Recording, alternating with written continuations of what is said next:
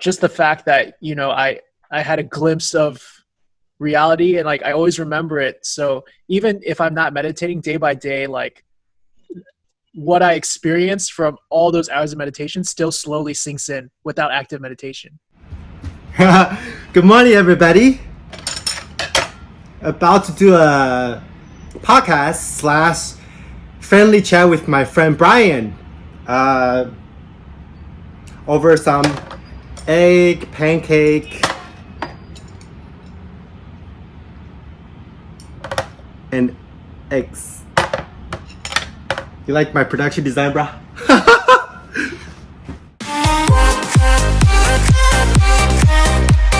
Nice. Is that dumping? Egg pancakes? Yeah. Nice. I've been waking up every day at 4:30.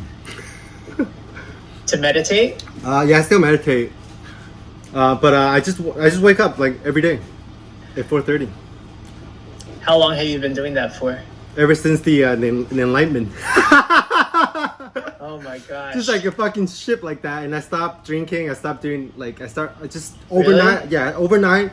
I started waking up at 4:30 every single fucking day, just like a ship. Just like I was like ejaculating into like a different reality, bro. It's so weird. It's trippy. Does it feel like ejaculating, or is it like it's a different state? Okay, when I saw you, I was like 98% there. But just like I think I talked about this before in my new videos, but like just like one like that last speck of solidity, it's like quantum, yeah. But every time you like hit a path, we can talk about that a little bit, like the 4 paths.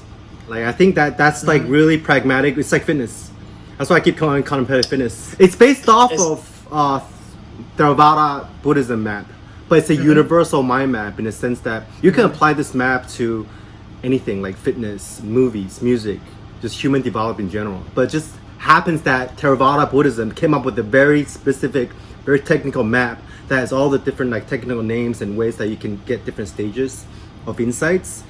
Basically, if you do Vipassana body scanning, you go through the same stages. But Goenka retreats, they don't teach you that map. And people go in there and they experience all kinds of shit, and you ask the teacher, they don't tell you. And then people go back, they experience dark night, and they don't know how to deal with it. Even if you do Zen, even if you do psychedelics, you go through the same stages, cycling back and forth between like dark night and rising and passing away.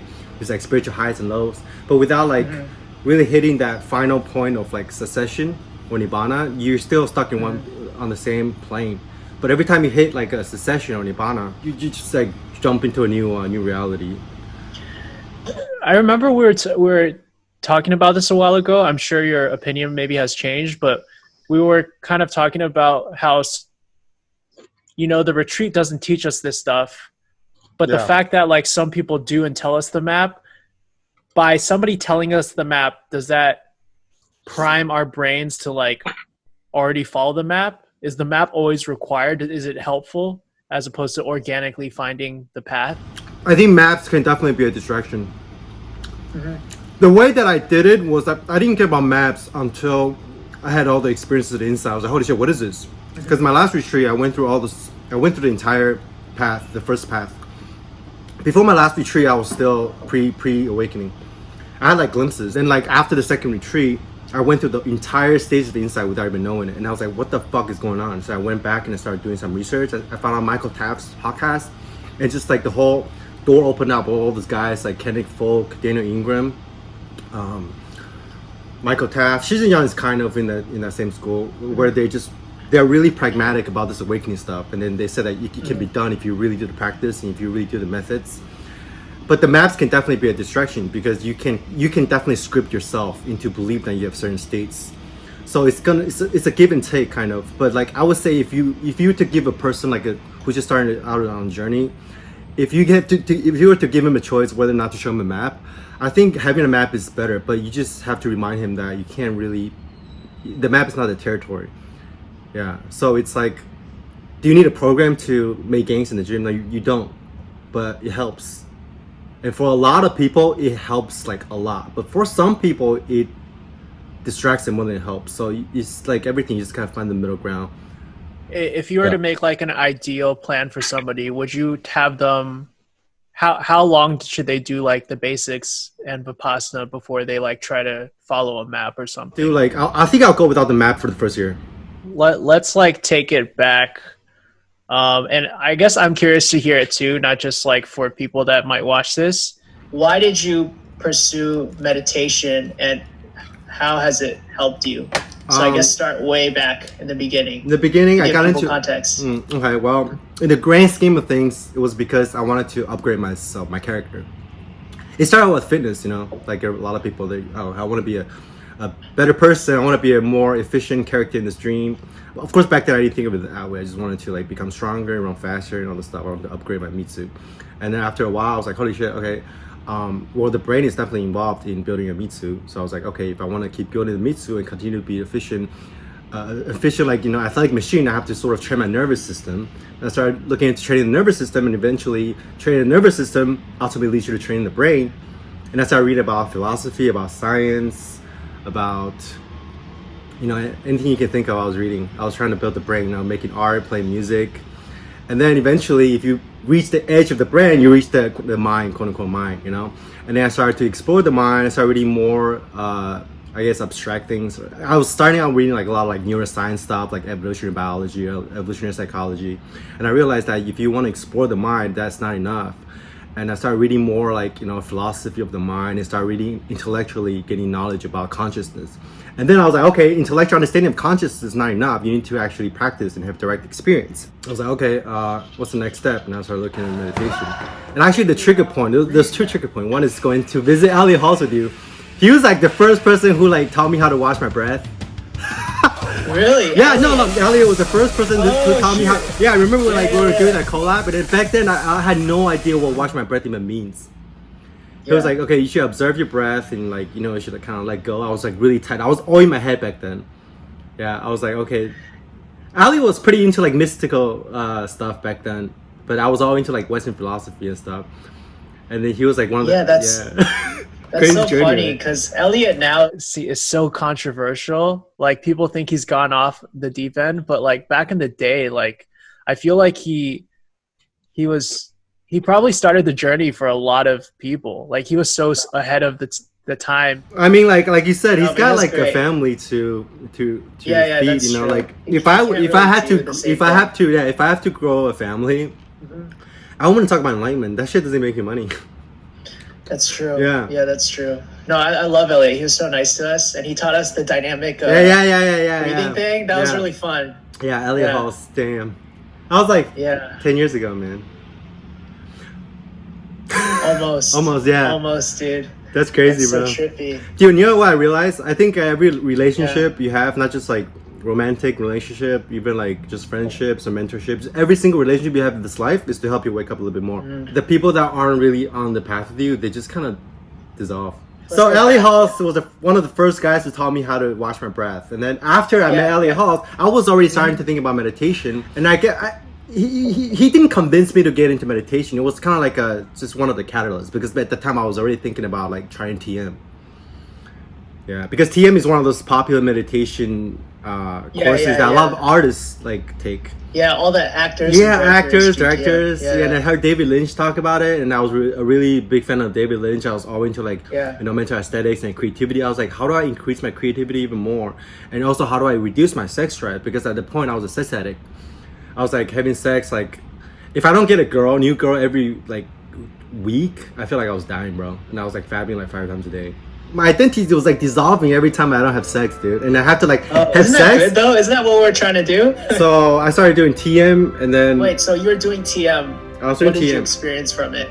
Honestly, TM didn't give me much insight, and TM isn't really the. I mean, if you take any technique or method like to the end, you will get there. But some techniques are more like in your face about like the different stages, and like, you know, some techniques are more like just laid back and they don't really exactly tell you like what to expect. And TM's goal really isn't really like awakening. I feel like the people who take TM are more about like increasing creativity, like well-being, and like being more calm, and definitely experience all of that, like just more headspace to create and things like that. I definitely got a lot of TM, but then I felt like after I read Sam Harris's book Waking Up, he started talking about mindfulness. I was like, well, okay, this is a little different.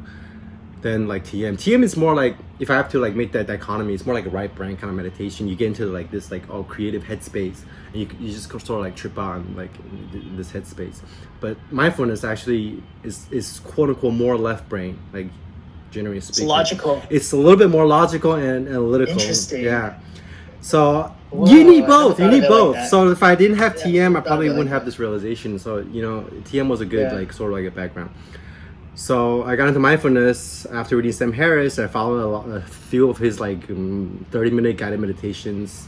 What's mindfulness? Can you define that? Mindfulness, dude, that's a huge word, man. Yeah. It's just like being aware of your state as it is right now. As it is right now.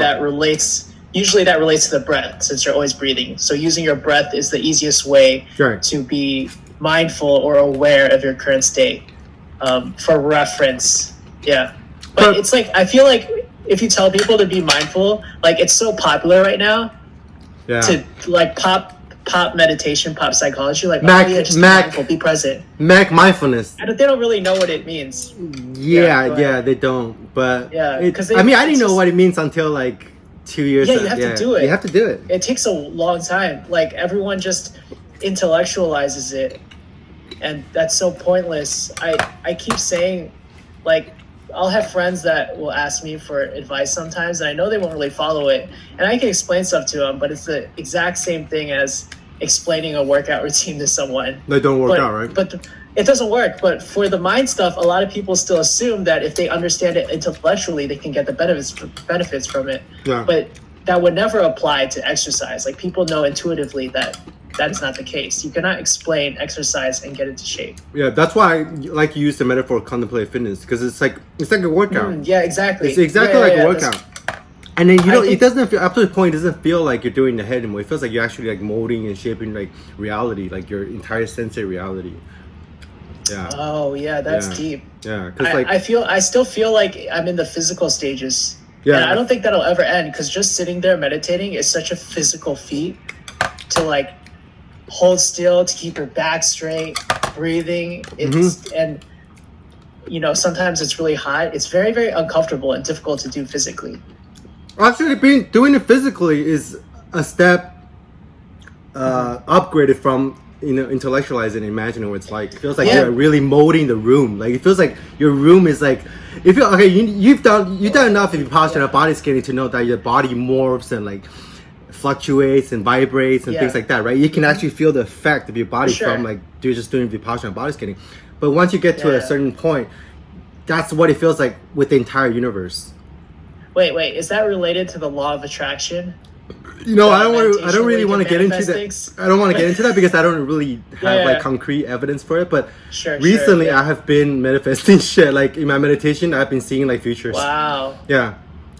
Yeah, I've been seeing like things that is gonna happen in the future, and then if you think about it, if time and space is a quote unquote illusion, if all exists simultaneously, even other dimensions, I've been able to access other dimensions. Like sometimes I'll have an out of body experience. I watch myself leave my body, and I'll come back to my body, and then I'll be in a different room, slightly different room, and it's like in that state where you kind of half asleep, but you're not dreaming. Yeah. Dude, this is the point where we're gonna lose a lot of people.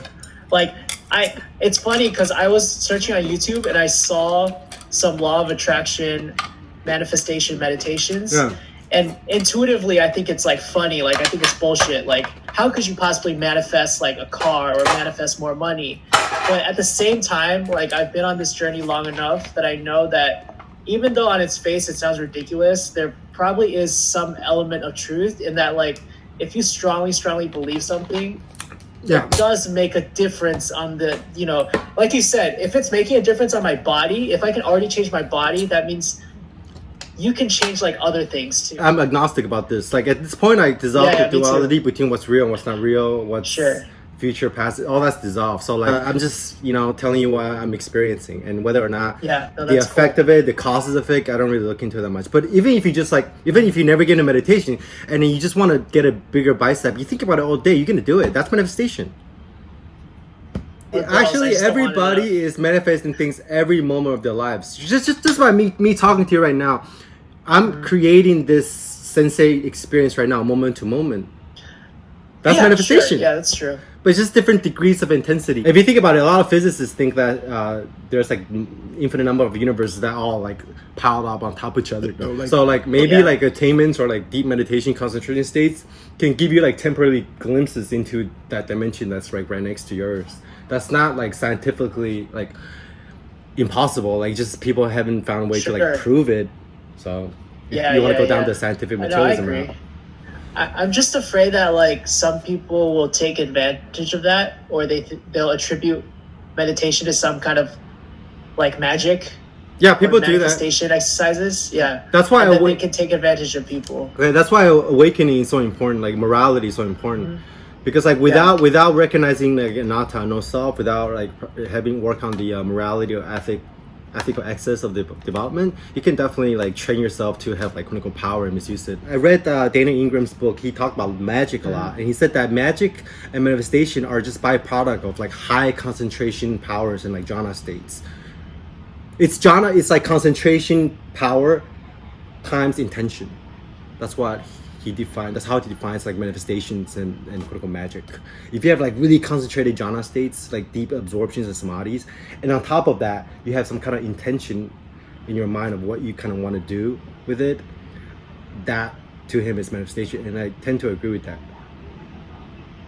You mean like if you have a combo of those two things, you can make what you want happen? Kind of like if I get into a really deep jhana state right now, and like I'm getting this feeling where like I'm kind of like molding in reality, like I said earlier, and then if I wanted like to like beat someone in basketball today, and if I have that idea, I sort of put that in my mind along with that concentration power, and then I go and do it in real life, I manifest it. Like the probability of that happening is much higher.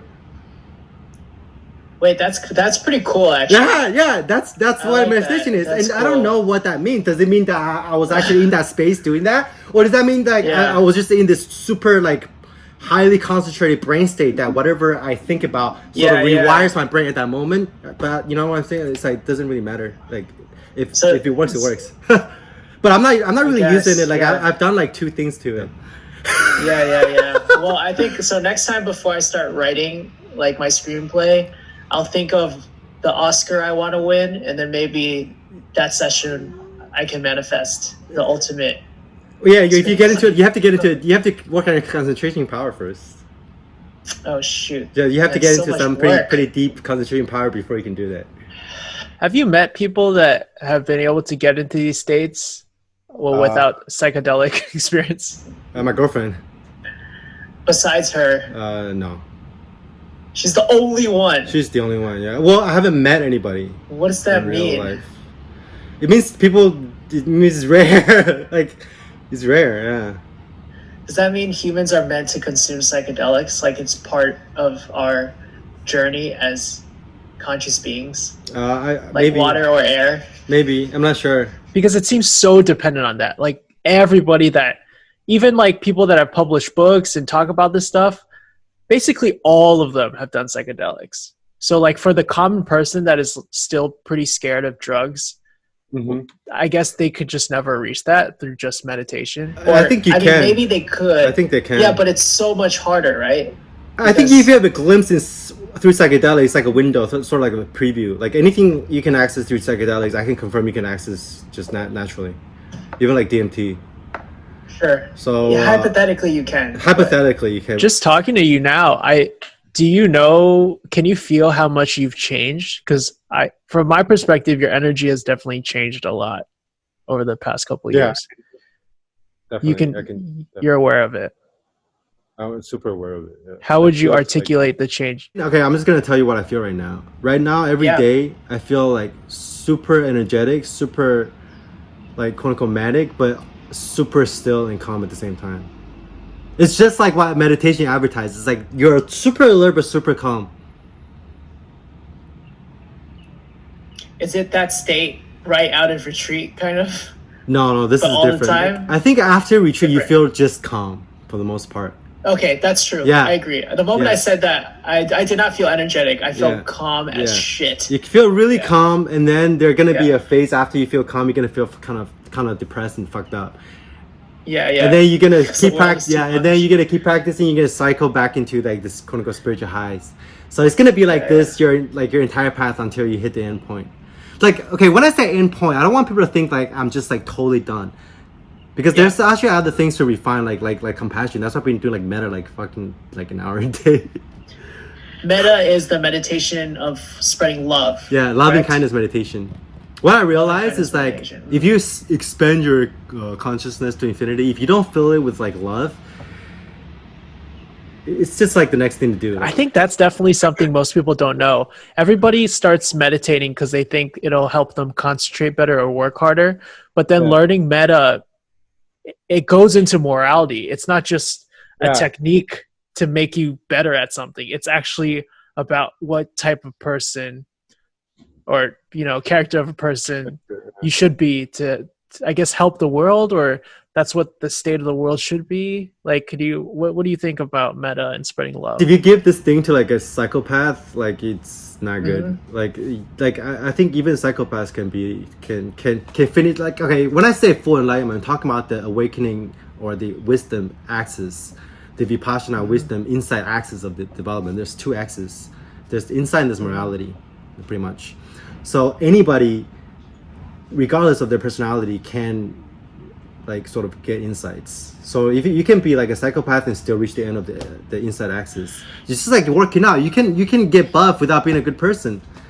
But then if you don't follow, why do you have to be a good person? You don't. But that's just like after you realize anatta and after you dissolve boundaries, it's just more likely that your character is gonna align himself with that truth. But it's not like a causation, it's a correlation. There are people who just kind of stop doing work after, like, you know, awakening, and then you can end up with being like a really abusive teacher or like a terrible person, or you could end up just not being that way. It all depends. But for a lot of people, like the natural unfoldment after like the awakening of the inside axis is to develop compassion. That's why you see a lot of like pretty deep wise teachers. They end up only talking about love. Like, you know how Jen McKenna is talking about like, you know, no love. It's all about like, you know, like non-duality. It's all like cold and stuff. I don't think he's like fully developed.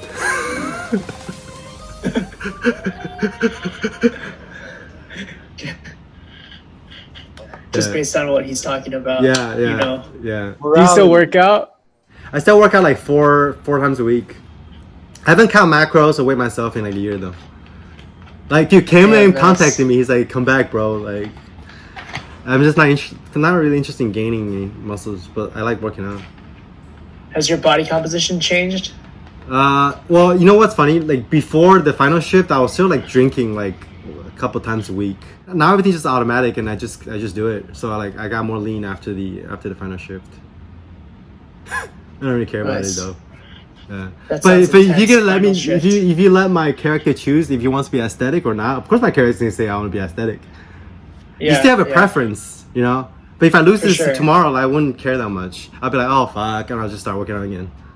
This feels very different even before the last year. Even when I saw you at Malaysia, I was feeling pretty good, but like it wasn't like this. It was like I was pretty calm and like I feel pretty like expensive and stuff like that, but I was still stuck somewhere, and just at one point would like kind of bring energy down a little bit. But like I said before, like different characters respond to this thing differently. Like if you're just a naturally really calm person, if you have this, you might be like extra calm. Like I could totally. That's just his personality. Yeah. So my personality is like always been like this, and this makes you more than what you already are, but with like a backdrop of total stillness and like detachment. So all that worry about losing your personality and all that stuff, really, it's not a problem. Yeah. Maybe I'm just worried because I'm pretty mellow. So if I became more of that, I would just stop talking, or I would just be still. I don't know, man. No, I don't know. I'm just what. Because, just talking to you now, I feel like before, when you're like really excited, you would like trip up on words sometimes. But now every sentence you say is pretty clear. Yeah. Also, I don't think Like, about your what I mind say is anymore. decluttered. I don't think about what I say Before you anymore. did. Before I did. Before I had to think about like Oh. even like when I write an Instagram post. Before it takes me like an hour to write an Yeah. Instagram post, and I have to check the grammar. Uh-huh. But now it's just like da-da-da-da. Yeah. So people ask me about like brains and creativity. It definitely upgrades your brain.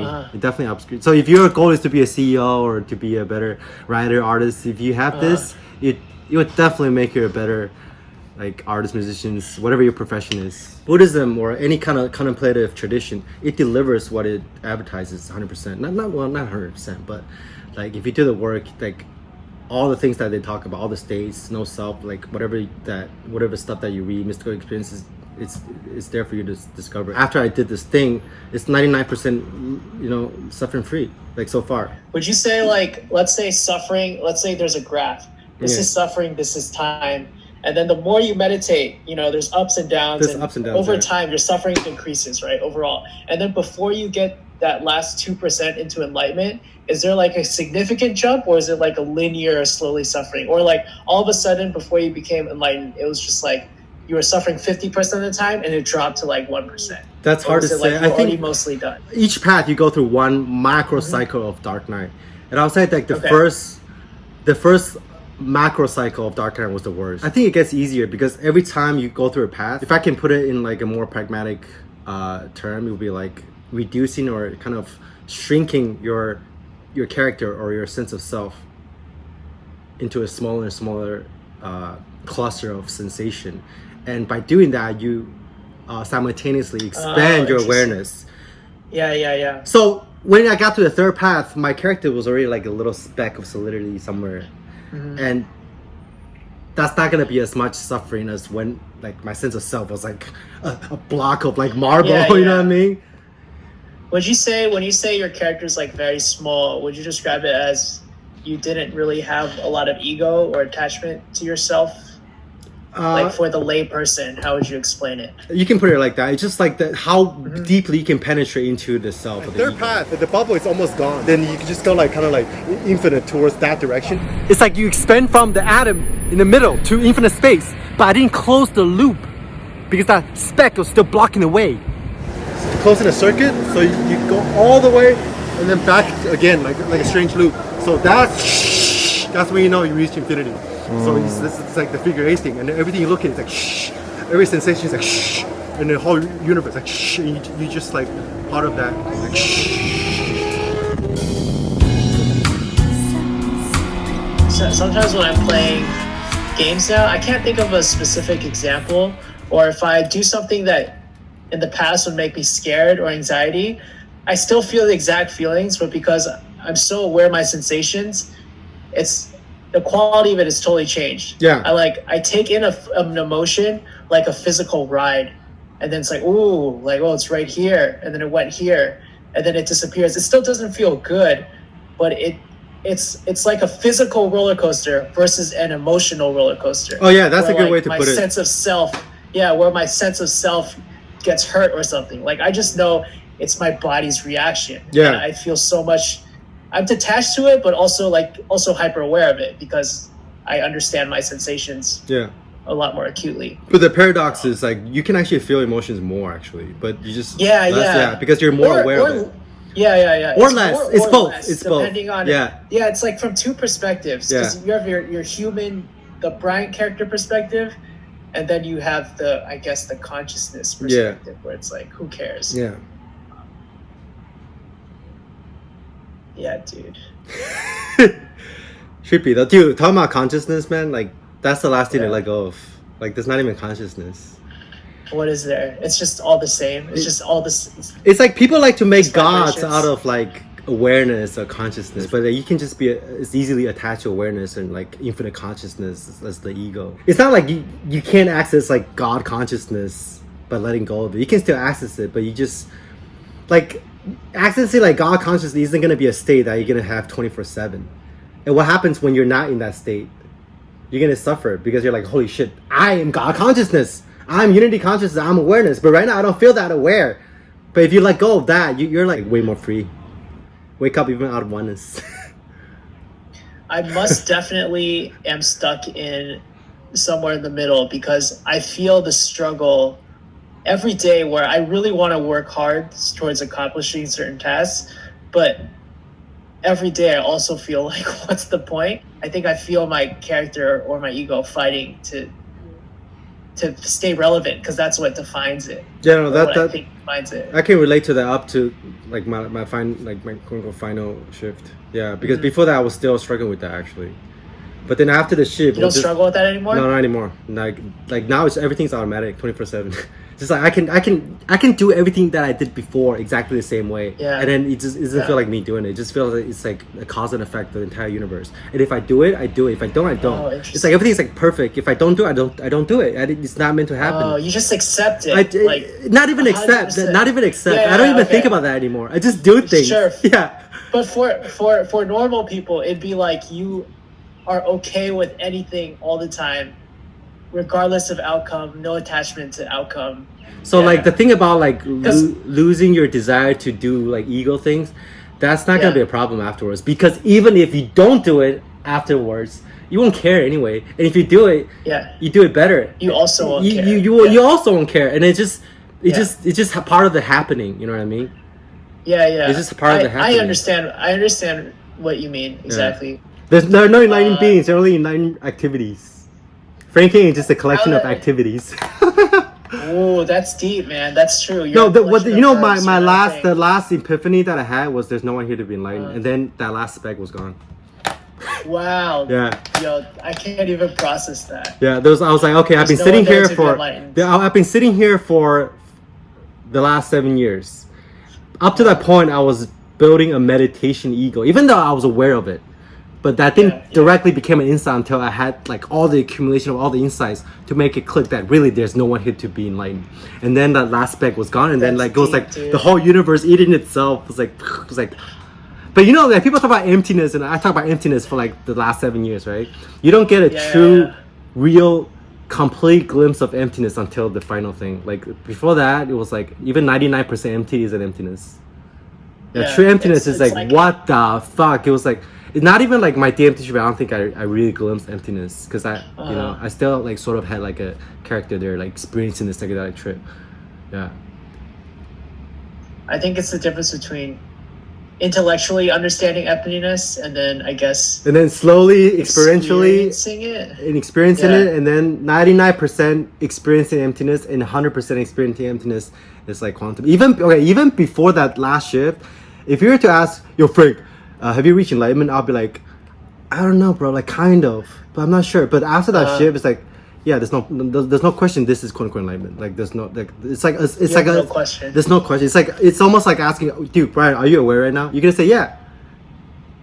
Right? It's kind of like that. It's that obvious. It's that obvious. But some people don't like calling enlightenment, you know. But yeah. But it's a loaded word. Yeah, but this is it. Like actually, Kayne Folk, the guy who wrote Contemplative Fitness. He said that one of the requirements for enlightenment is that this is enlightenment, like without a question. You just can't deny what's here. Like when you have emptiness on emptiness, it's like the most obvious thing in the world. It's like more obvious than before awakening, when you ask, "Hey, are you franking?" At first, you can catch like maybe one sensation every 5 to 10 seconds. Like I realized I kind of killed you. But then there's still a little speck in the center. Because this is fucked up. This is so fucking crazy. Empty and full. It's just like, what the fuck? It's hologram, void on void, infinity on infinity, which means that there's nothing to say. Yeah, Buddha was pretty arrogant actually. The Buddha wasn't very humble. Like I think I wrote about this. Funny. But like after his awakening, he walked out of the woods, and then the first person he saw, the person asked him, "Who are you?" He was like, "I am the awakened one. Call me the Buddha." The Buddha means awakened one. Who the fuck calls himself the awakened one, right? He's like a prince. He must be a pretty like egoistic cunt, you know. And then he discovered this truth, and then he continues to express this cunt, but he understands that this personality is just kind of like a vehicle. And then he didn't want to teach because like he thought everyone was too stupid to understand. So he went to the cave, some cave, and then he saw like a bunch of like people who'd be meditating there for like years and years, decades, and they're like pretty woke, right? And then like they thought that the Buddha was on the same level as them, but then Buddha had to convince them that his realization is way deeper and shit. And then like Yeah. dude, Sutta after Sutta after Sutta is the Buddha talking about himself, like how enlightened was. Like, you know why like not a lot of people get enlightened? Because their ego didn't believe it's possible. Their ego wouldn't let them. Not their ego think too lowly of them. Your ego think too lowly of yourself to deserve enlightenment. So it's actually kind of weird, right? Yeah, it's like that. yeah, you know what I mean? It's like, whoa, I don't believe this is possible. I don't think I deserve this. That's your ego talking, bro. Another realization I had was like there was never an ego, bro. The ego was never there. Like for my entire life, I thought it was the ego, but it wasn't. It was just a perspective. Like I thought this thing is the ego, but there's no ego. Just like there's no one here to be enlightened. The ego never expressed anything.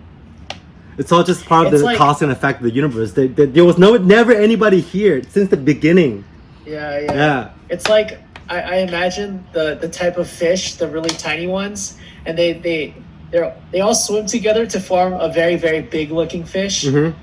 Like they look like a whale when all the little fishes are together. Mm-hmm. But they're actually they're not one big whale. They're just all separate like little entities. Like the whale was never there. Is that a bad analogy? I think I get it. It's an illusion, is what I'm saying. Yeah, I think I get it. Yeah. So I guess you can visualize the fish, each individual fish, as being like a particle or a cluster of sensations, and what makes up the self or the ego are just different clusters of sensations that you solidify and pretend that it's you. Once you take them apart, you realize that they're all empty, not just the spaces in between the different aggregates and different clusters of sensations. Each particle within each individual sensations are completely empty as well, and emptiness equals infinity. So there's no center to your experience. There's no center entity that's generating your experience. Experiences just occur all on their own through the cause and effect of the entire universe, through dependent origination. And if one thing is dependent on another for its existence, then it's empty in and of itself, intrinsically. That's the highest teaching of Buddhism, dependent origination. But like I said earlier, don't make awareness or emptiness into the new thing, new God that you become identified with, because even awareness itself is dependently originating from the object that has been aware of. Even emptiness is empty. There is no standalone awareness apart from what's being observed. I like arrogant Buddha. I think that's a hot take. Yeah, he's like fucking alpha, bro. but he was also depicted as a goddess, so he could be both. A goddess? Yeah, some goddess. Some sutras depict him as a goddess. So like he's a shapeshifter. Like shapeshifter is one of the best analogies for like awakening. It's like you're not just one thing. You're like constantly shapeshifting. And one of the really interesting thing about like Eastern mysticism art is that, you know how like Christian art, they depict Jesus, and in the context, Jesus, that's a representation of Jesus, right? But according to like Eastern like art and like mysticism, the Buddha, if you see a statue of the Buddha, if I hold a statue of the Buddha in front of you, that's the Buddha right there. It's not that's not the representation of a Buddha. That's the Buddha right there. You know what I mean? The Buddha statue itself is the Buddha. That's what it means. So the Buddha is you. It's everywhere. It's like if I show you a statue of the Buddha, you shouldn't think of it like, oh, that's a representation of someone who lived like thousands of years ago who got enlightened. That's right there is the Buddha, and you're perceiving, and you're the Buddha. Yeah. Basically, it's a mirror. It's a mirror. Kind of. Yeah. It's like a mirror. Yeah. It's like invisible. Yeah. It's like a hologram that's sort of like depicting what's right here, because everything's a hologram. A person listens to this talk and they are interested. What's a good starting plan or a macro plan of, like a 2-year plan of getting closer or something? Okay, 2-year plan. I would start with basic mindfulness, like Sam Harris, Wake Kind of app stuff, or like Headspace. Yeah. Do that like 10 minutes a day for the first like couple months, 3 months. Yeah. If you feel good, increase it. If you don't feel good, decrease it. And then after that, pretty simple. And then like I'll say if you can keep it up if you can do like 30 minutes a day for 3 to 6 months, increase it an hour. If you can do an hour a day for 3 more months, go to meditation retreat. After meditation retreat, Yeah. hopefully you get to the point of no return, and then you know what to do. Kind of. Wow. It's not. It's that simple. It's that yeah, simple. pretty much. But then there's a lot of readings that you have to do too. You know, you have to understand the theories too. It's not just practice. But then you have to know like where to look for like the right information. There's a lot of bullshit out there. That's why I like to give people like reading lists and stuff. Okay, after the meditation retreat, go home and practice for an hour or two a day, and then after a year, you go to another retreat, and then maybe in between retreat, do a psychedelic trip, like a strong one. Oh, okay. Because I think psychedelics. So you would prescribe psychedelics.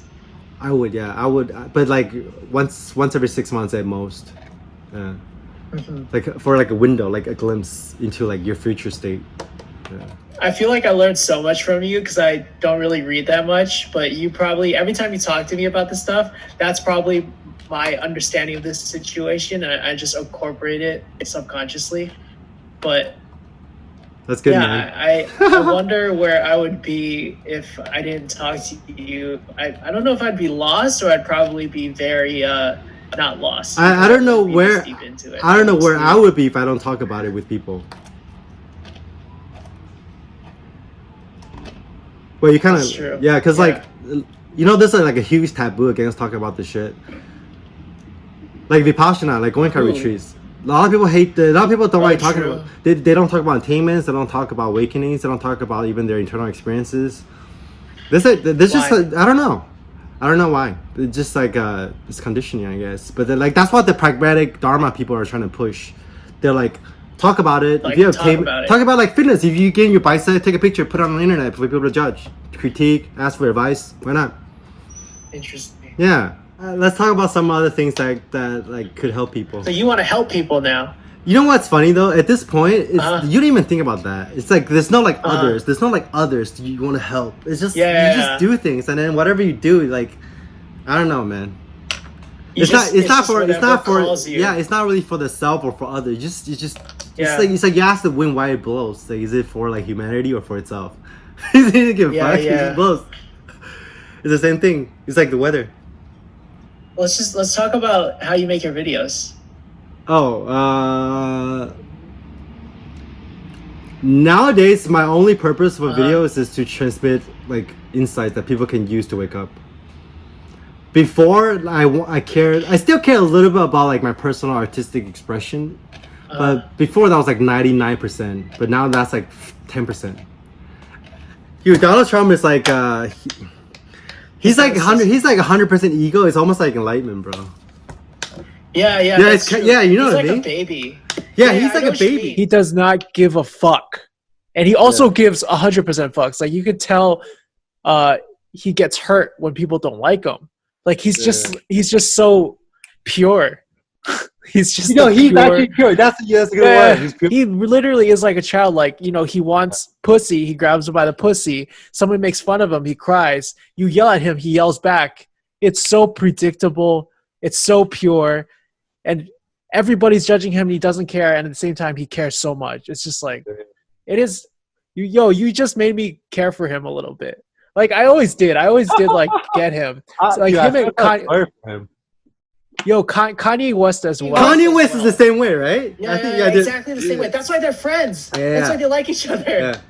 And people are like, what the fuck? But it actually makes perfect sense. They're both pure.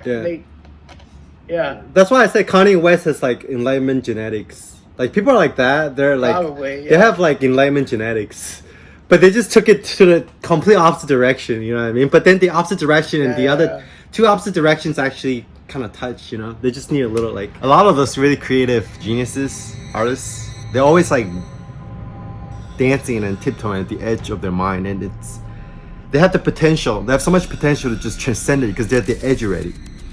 But for a lot of them, they don't have the techniques, or maybe they don't want to, or just not the right conditioning. They end up suffering a whole lot, cycling back and forth between the dark night of the soul, spiritual lows, and rising and passing spiritual highs, and never really make that quantum leap and to go beyond the mind. It's not like you need to be an artistic genius to be enlightened. You can be a moron and be enlightened. This thing is completely beyond the mind. You just got to have the right techniques. Those techniques are actually super easy to follow.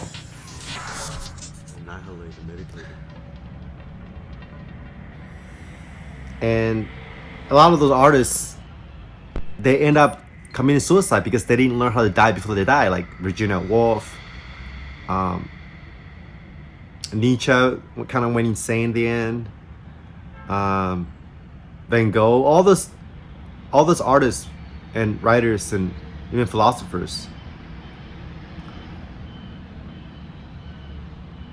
If you can tell from their writings and what they're expressing, they are actually all toying around with the ideas of enlightenment, of no self, or what is reality, what the fuck is going on, what is emptiness, what is infinity. David Foster Wallace is one of the best examples. Oh yeah, have you seen any good movies recently? Like, I watch some stupid ass shit like comedy and it's funny.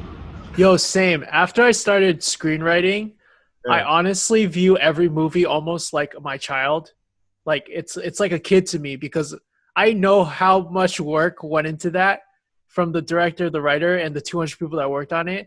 And like every movie, I just can appreciate from love. And I love watching stupid movies now. Like, when I watch movies now, yeah. I don't look at it as like this director made this and this actor is acting. It just feels like it's creating itself. What do you mean? It's like okay, before when you watch a movie or you like engage in artwork, you think about the artist, right? You think about like, okay, this person made this. This is Van Gogh. What's going on through his mind? Oh, this is Christopher Nolan. This is Tom Cruise. He's acting this way, right? When I watch movies now, it's just like it's like quote unquote divine creation happening on its own, and you kind of stop judging like, oh, okay, this is this guy's movie and this guy sucks. And Tom Cruise is good here, and like Brad Pitt is this and that. That filter is sort of dissolved, and it's just kind of like, it's hard to say. It's almost like you're making it, like when you watch it. Do you see the movie happening in real time? Yeah, you see the movie being created in real time, and actually you see that like now. I see that now. Like this is like being created in real time. So like, in a way, there's no more difference between like watching a movie and creating art and looking at art and experiencing that and experiencing just like what's going on right now. And because of that, I sort of dissolved that duality between, oh, this is movie, this is not movie, this is art, this is not art. And because of that, I actually enjoy art and movies more because it's all the same. It's all like divine creation. What have you seen recently? You must remember something. Shit. Oh shoot! That's the one bad side effect of being. Yeah, a little bit. Like it's not like your memory is racked. It's almost like if you don't need to remember it, you won't remember it. Interesting. Yeah, it's like I don't remember any movies that I watched in the last 6 months, honestly. But I've seen like probably like 30. But if I think I enjoy them, like most of them. But if I think really hard, okay, right now there's something. Okay, I saw this movie about like this bipolar guy. It's a Cantonese movie, and it's like super depressing. That's all I can remember. Wow, nice. Yeah. That's true. Yeah, let's talk about Tom Cruise. Why do we like Tom Cruise? I don't know, bro. Even I like Tom Cruise. I think he's pretty pure, right? Well, do you remember when you made that video about him running? Yeah, I remember that. What inspired you to make that? Because I like sprinting, I like speed. Do you think he's actually fast? I think he's pretty fast. They probably like speed it up a little bit, right?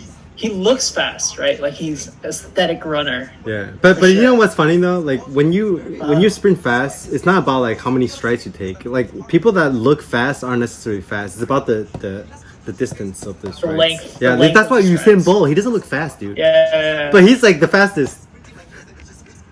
He looks pretty fast to me, but yeah. He looks pretty fast, but you can get someone to cycle that fast without matching his speed. Oh, that's true. Yeah, I mean, I can cycle that fast, but then I'm nowhere as fast as him. Yeah. Oh, you were really fast. Yeah, I was pretty fast. Yeah. You were really fast. Yeah, I was like, that's how I was really into speed. I don't know why. I just wanted to be fast. What was your time for the 420? I don't know, 440. I never really tested it, but I think I tested like 20-yard dash. I was like pretty fast. It was like 2.6 or something. I don't remember. That's crazy, man. Yeah, that's funny, man. Like my first like year of YouTube is just me like sprinting, jumping. But I think it's a continuum. Yeah. It's a continuum. I don't look at it as a separate thing. Like your entire journey, it's every particle was perfect. Yeah, but you can only say that on your retrospect. I think, how would you people might look at your whole life and journey and see how you took things to the extreme, how you became so good at one thing, including meditation in this journey.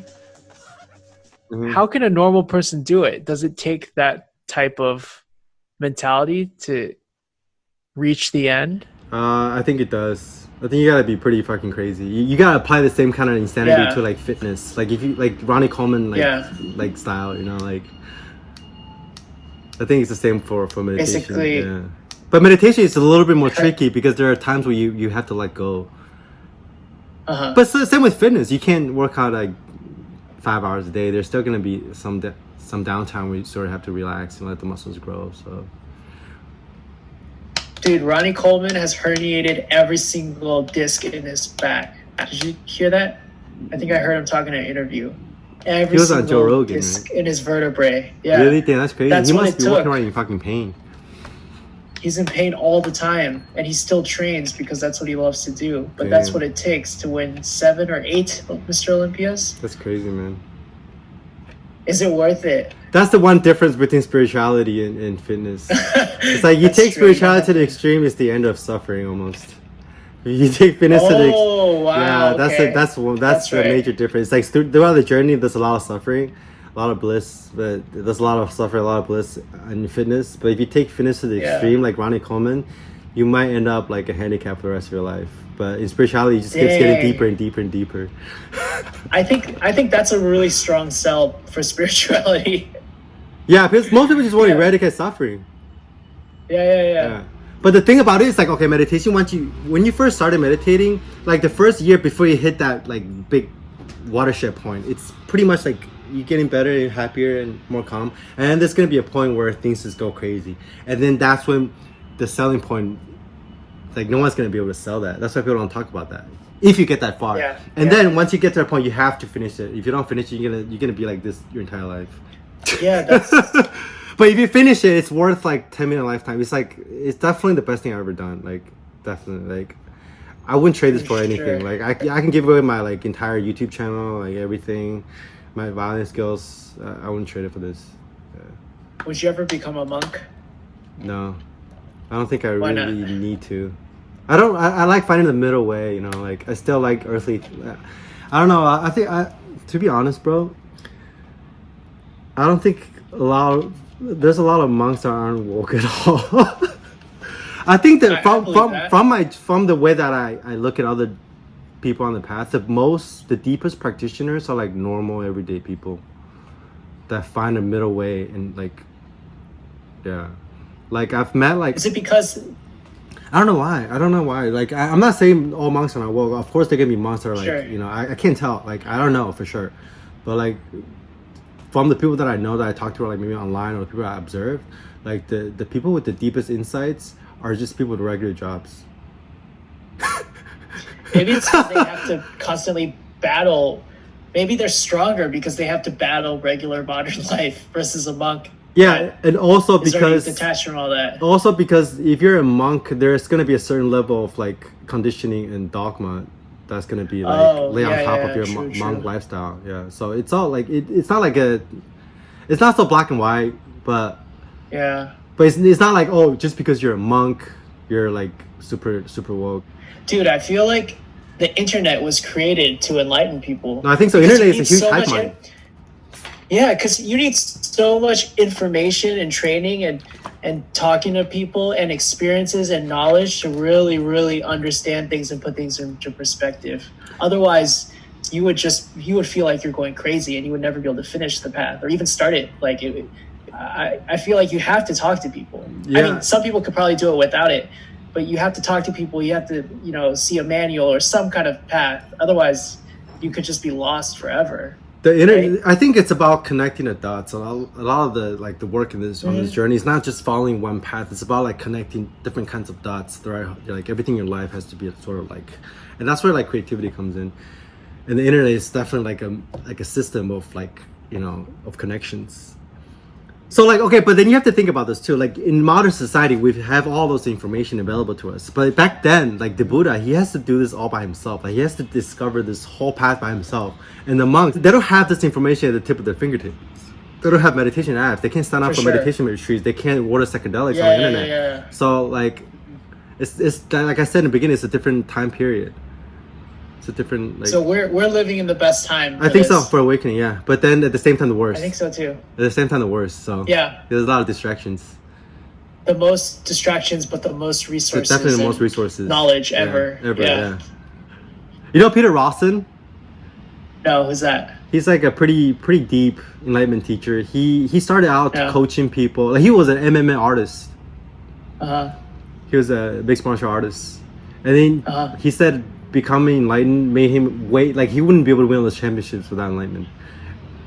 At first, he was coaching like MMA, and then people started asking him about consciousness. Now he's like a consciousness coach. He's like one of the most enlightened people on the planet, I think. But he used to be like a champion MMA fighter. Yeah. That's cool. That's dope.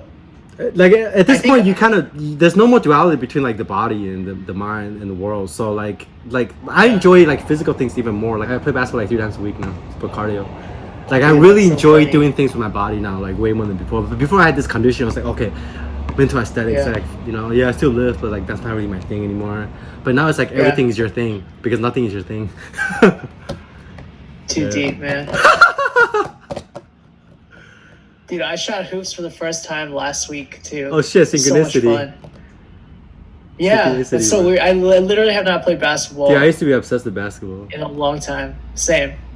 Basketball is what made me start on this whole journey. When I was in elementary school, everyone was reading Slam Dunk. Dude, I'm reading Slam Dunk right now, bro. Is it good? Have you read it? Back then in elementary school, everyone was reading Slam Dunk, and I wanted to fit in, so I started reading Slam Dunk, and I started playing basketball because everyone wants to play Nice. basketball because Slam Dunk. Yeah. And then I got into NBA, yeah. and I was like, oh, how do I get faster, jump higher, and started lifting. And then, the rest. And it's like, blah, blah, blah, blah, blah, blah. And then I'm doing a lot of things right now that I used to do, like, way back, like, 20 years ago. Yeah. Yeah. Because you've come full circle. Kind of, yeah, a little bit. But dude, I went to hang out with Ken and his, like, bunch of friends, and some of them have kids. And I can like, I feel like I'm like one of the kid, and then like they're like adults drinking and talking about like adult shit, and I feel like I'm like 5 again, like playing with those Wait, kids. you always wear that though. Kind of, yeah. Yeah. I know, but now I just feel it even more deeply. It's like, okay, let me end with one really pragmatic thing. Yeah. So if we're gonna sum up this entire spiritual path in one paragraph, okay, ready? So first, you become aware of the breath, mindfulness, right? That's when most people start out with. You're a meditator in the head, becoming aware of the object of meditation, which is, for most people, is the breath. So you're the subject meditating to the object, the breath. And then you expand that with more mindfulness. You start to become aware of thoughts, of emotions, of body sensations, which is vipassana. And then your external sensei reality, like sights, sounds. What else? That's it, right? The 5 aggregates. And then you realize all of them are just sensations. And then you want to be able to speed up like how efficiently and how quickly you'll be able to note and be mindful of the sensations. So speed is one of the most overlooked components in meditation, I feel like. And we've been talking about speed. Say that again. Okay, so basically right now if you're aware of if your object of the meditation right now is like the car or it's like sound, right? There's gonna be a delay, even just the breath. There's gonna be a delay between the meditator and the object of meditation. Oh, I'm aware of the breath. I'm noting the breath. I'm becoming mindful of the breath. There's a delay there. I'm becoming aware of the sound, of thoughts, of emotion. There's gonna be a delay, right? There's gonna be a delay between the meditator here and recognizing and being mindful of the object of meditation, right? But then eventually you want to be able to like reduce the distance between the meditator, the subject, and the object of meditation. And then you do that faster and faster and more efficiently until there's going to be a point where everything just syncs up into one. It's like every single sensation will sync up as one, all 360 degrees simultaneously. And your mitsu and your character and whatever makes up your characters, your internal talk, your thoughts, your emotions, all those are just sensations that are being aware of themselves. So it's almost like when I sit down to meditate, when I close my eyes, it's just like this one giant, there's no more like sense doors. There's only like one sense door. Just sensations being aware of themselves. That's it. There's not even a meditator being aware of sensations. There's sort of delay. That duality dissolves. So right now when I close my eyes, Yeah, there's no meditator. It's just every sensation is being aware of themselves simultaneously at the exact place they are at. So my sense of self, quote unquote sense of self, now it's like if I hear a car out there, there's no more delay. Just that's it, and then breath, that's it, and like you hear like everything just syncs up like that. So there's no more delay between you and the world. That's non-duality. And I like to call it non-locality now because there's no location to where you are. So that's the end of the path, is when every single sensation is being aware of itself simultaneously, like all around you, like all the time. It's pretty trippy, man. It's like Lucy shit. So that's meditation to me now. That's mindfulness. So like when you first ask me what mindfulness, I have to like think about it, because like what was mindfulness meant to me before this shift? It means very differently to me now, because there's no such thing as mindfulness anymore. Because when you think of mindfulness, you think about, oh, I'm meditating, I'm being mindful, but like that's not a thing anymore. It's just all sensations is just simultaneously and automatically aware and being mindful of themselves without a doer, without a meditator. So there's no more subject and object. There's no more subject, object, no more inside, outside, no more here, there. It's kind of, in a way, it's totally like completely, utterly unimaginable mindfuckerish. But another way, it's completely normal, because that's the way it is. That's just the way it always has been. Yeah. That's the way it is. That's the way it's always been. You show us your, you made a meditation mat or something? Oh yeah, do you want to see it? Yeah. Here, make me one. I'll meditate on it. Oh, you'll be my first sponsored. Dude, I'll make a video. Yeah. Oh, dude, I could probably meditation. Yo, you could probably, if I got this made, you could probably help me sell like a couple hundred. That'd be crazy. Yeah, you could brand it with me. Okay. Yeah, do it. Let me see it. That's so cute.